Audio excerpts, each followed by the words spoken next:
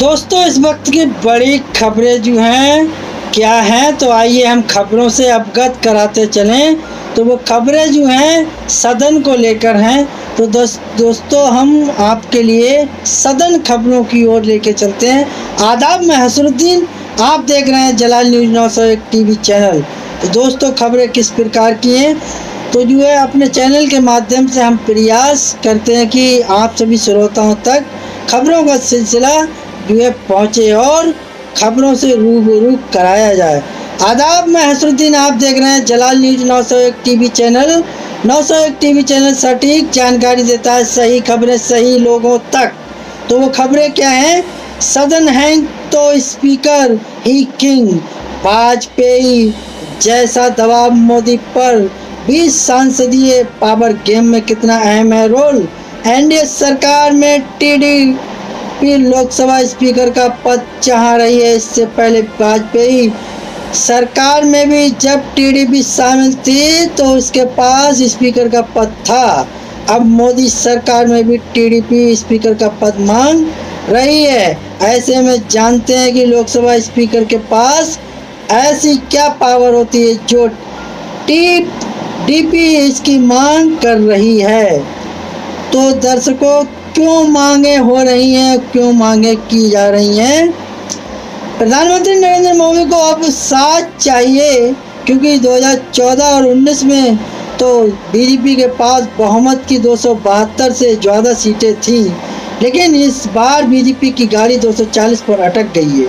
हालांकि ये साफ हो गया कि नरेंद्र मोदी तीसरी बार प्रधानमंत्री बनने जा रहे हैं और 9 जून को शपथ ले सकते हैं। लेकिन तीसरी बार एनडीए की सरकार में नरेंद्र मोदी को जिन दो पार्टियों की सबसे ज़्यादा ज़रूरत है, उनमें एक है तेलुगु देशम पार्टी, जिसे टीडीपी के चंद्रबाबू नायडू, और दूसरी है नीतीश कुमार की जेडीयू। इन दोनों पार्टियों के पास 28 सांसद और 5 साल तक का एनडीए की सरकार बनाए रखने के लिए इनका साथ ज़रूरी बन जाता है। नीतीश कुमार की जेडीयू और चंद्रबाबू नायडू की टीडीपी एनडीए सरकार में कई अहम पद चाहती है।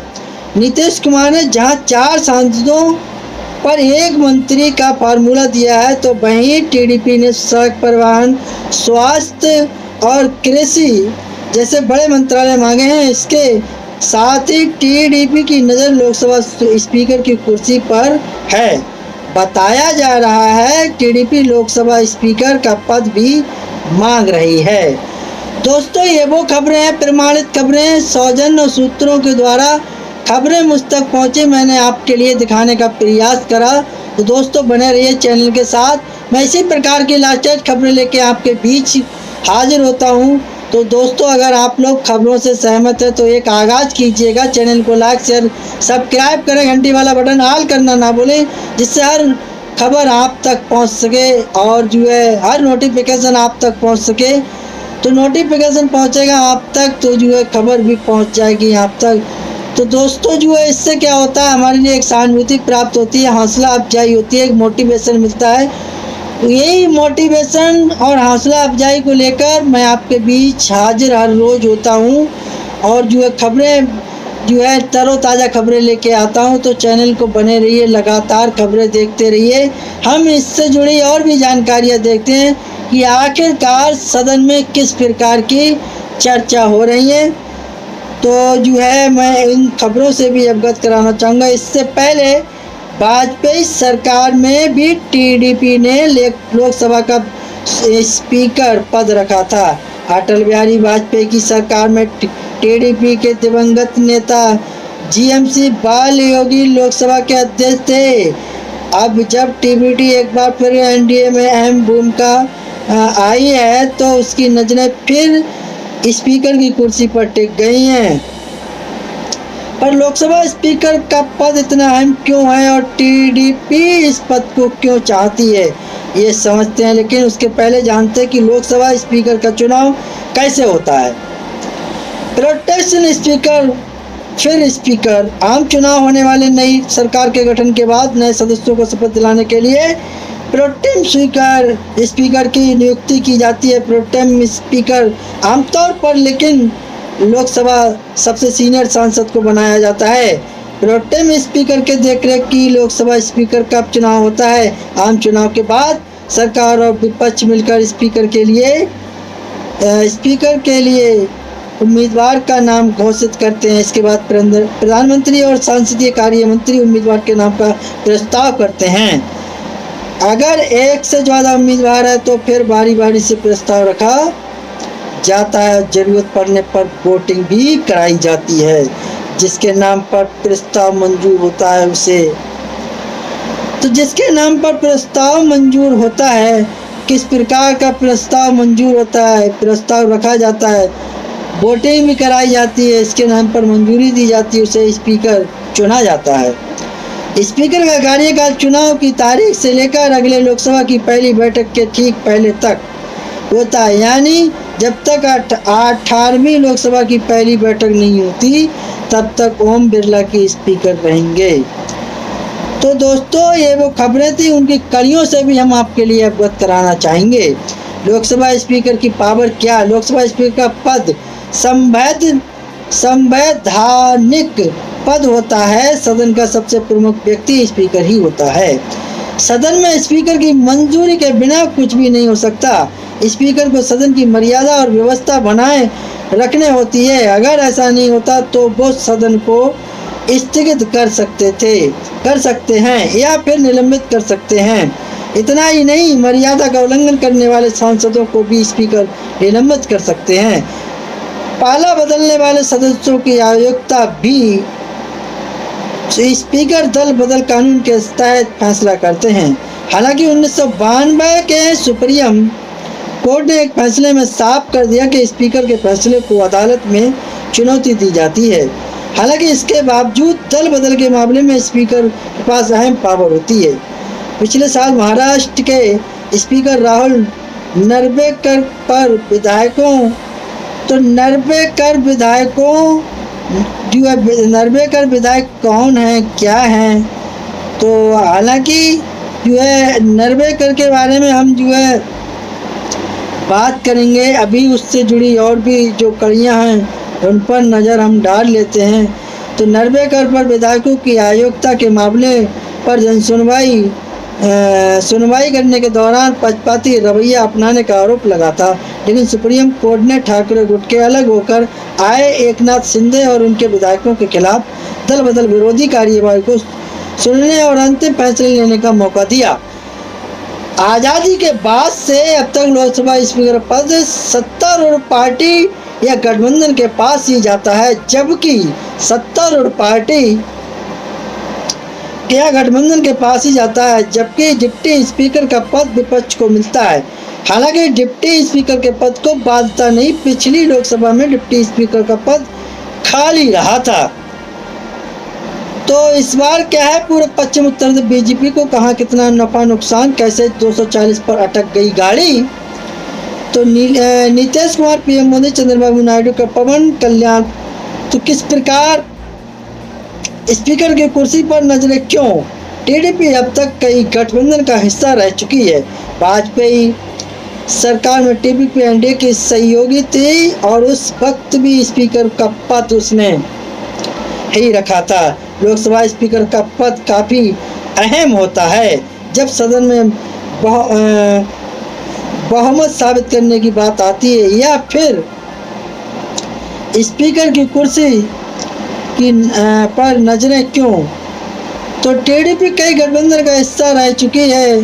टीडीपी एनडीए की सहयोगी थी और उस वक्त के इस पर पद उसने ही रखा था, लेकिन काफ़ी अहम होता है जब सदन बहुमत साबित करने की बात आती है तो फिर दल बदल कानून लागू होता है। तो स्पीकर की भूमिका काफ़ी अहम हो जाती है। मान लीजिए कि अगर भविष्य में एनडीए को कोई भी पार्टी टूटती या उसके कुछ सांसद पाला बदलते तो फिर भी उनकी अयोग्यता पर फैसला स्पीकर ही लेंगे।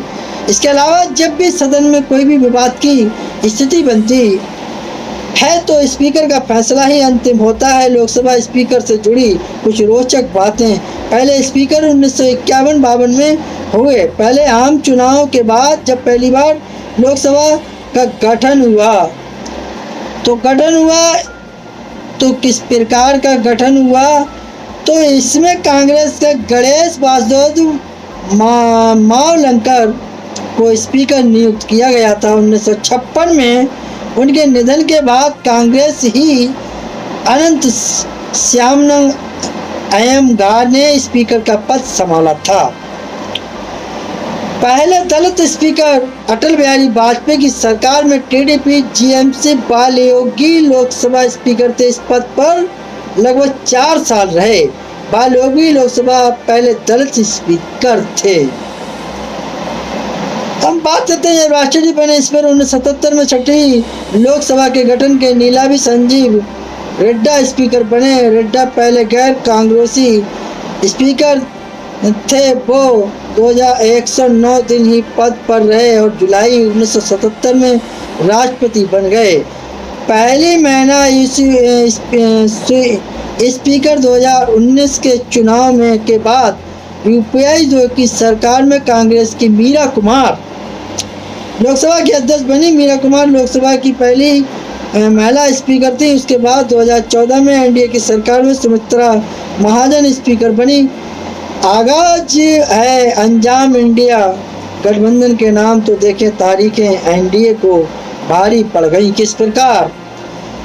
जब स्पीकर को ही पार्टी से निकाल दिया 2004 से 2009 के यूपीए की सरकार में, तो लोकसभा स्पीकर का पद सीपीएम के पास था।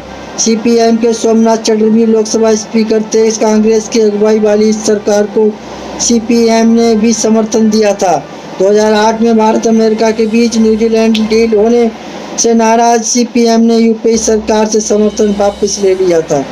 सीपीएम ने सोमनाथ चटर्जी पर इस्तीफा देने का दबाव बनाया, लेकिन उन्होंने गैर पक्षपाती होने का हवाला देते हुए इससे इनकार कर दिया। इसके बाद चटर्जी के सीपीएम से निकाल दिया गया। अगस्त 2018 में सोमनाथ चटर्जी के निधन के बाद उनके परिजनों के सीपीएम नेताओं को उनके अंतिम संस्कार में भी शामिल नहीं होने दिया। साथ ही परिजनों ने उनके शव को सीपीएम के झंडे से लपेटने से भी इनकार कर दिया। तो बहुत बड़ी बात हो गई दर्शकों। ये वो खबरें थी जिन खबरों से हमने आपके लिए अवगत कराया दोस्तों। तो माना जाता है ये किस प्रकार की खबरें थी, किस प्रकार की नहीं खबरें थी। तो दोस्तों मेरा खबर दिखाने का जो है लक्ष्य और टारगेट रहता है, मैं इसी प्रकार की लास्टेट ब्रेकिंग न्यूज़ लेकर आपके बीच हाजिर होता हूं। दोस्तों अगर आप लोग सभी खबरों से सहमत हैं तो एक आगाज़ कीजिएगा, चैनल को लाइक शेयर सब्सक्राइब कीजिएगा, घंटी वाला बटन ऑल करना ना भूलें, जिससे हर नोटिफिकेशन आप तक पहुंचता रहेगा और हमारी खबर आप तक मिलती रहेगी। दोस्तों अपने चैनल के माध्यम से हमारा प्रयास रहता है आप तक खबरों का सिलसिला जारी रहे। तो दोस्तों जो है ये खबरें जो है मेरा दिखाने का रोल और वो रहता है कि खबरें आप सभी श्रोताओं तक पहुँचें।